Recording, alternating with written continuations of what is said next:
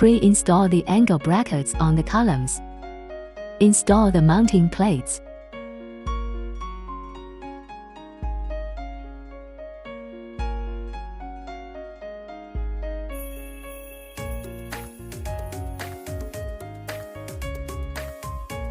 Install the high-pressure hose downpipe.